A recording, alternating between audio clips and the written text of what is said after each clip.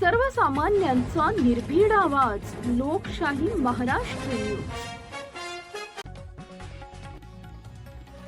एळवीतील शिक्षण संस्था चालकाकडे 2 लाखांची खंडणी, खोटी केस आणि बदनामीची धमकी.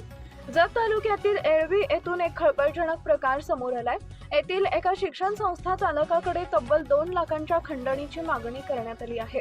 विशेष म्हणजे पैसे न दिल्यास खोटी केस दाखल करण्याची आणि बदनामी करण्याची धमकी देण्यात आली असून या प्रकरणी जत पोलीस ठाण्यात अधिकृत तक्रार दाखल करण्यात आली आहे. एळवी येथील ज्ञानेश्वर लक्ष्मण आवटे यांच्या संस्थेत 1ली ते 12वी पर्यंतचे वर्ग आणि निवासी वसतिगृहाची सुविधा आहे. मागील शैक्षणिक वर्षात एका अल्पवयीन विद्यार्थिनीचा 8वीत प्रवेश झाला होता. वसतिगृहातील एका विद्यार्थ्यासोबत तिची जवळीक असल्याचं निदर्शनास शिक्षकांच्या आल्यानंतर 1 ऑगस्ट रोजी तिच्या पालकांना बोलावून ही बाब सांगण्यात आली आणि विद्यार्थिनीचा पुढील प्रवेश अन्य शाळेत घेण्याची सूचना करण्यात आली. या प्रकरणावरून 5 ऑगस्ट रोजी विद्यार्थिनीचे पालक व अन्य व्यक्ती संस्थेत आले.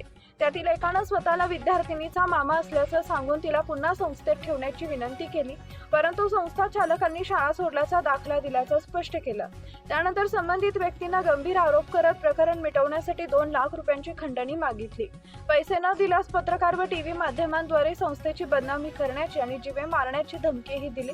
8 ऑगस्ट पासून एका मोबाईल क्रमांकावरून वारंवार फोन करून खंडणीसाठी तगादा लावण्यात आला होता. 10 ऑगस्ट रोजी व्हॉट्सअपवर एक QR कोड पाठवून 10,000 रुपये ऑनलाईन पाठवण्यास भाग पाडले गेले. दबावाखाली येऊन आवटे यांनी फोनपेद्वारे हे पैसे पाठवले. तपासात हा QR कोड अमोल संतोष धोत्रे याच्या नावावर असल्याचं समोर आलंय. संस्थाचालक ज्ञानेश्वर आवटे यांनी धमकीचे सर्व कॉल रेकॉर्डिंग पोलिसांकडे सादर केले. या प्रकरणी मोबाईल क्रमांक धारकासह सर्व संशयितांवर कठोर कायदेशीर कारवाई करण्यात यावी अशी मागणी जोर धरत असून पोलीस या प्रकरणाचा कसून तपास करत आहेत. लाईक करा, शेअर करा, सबस्क्राईब करा आणि बेल आयकॉन प्रेस करा.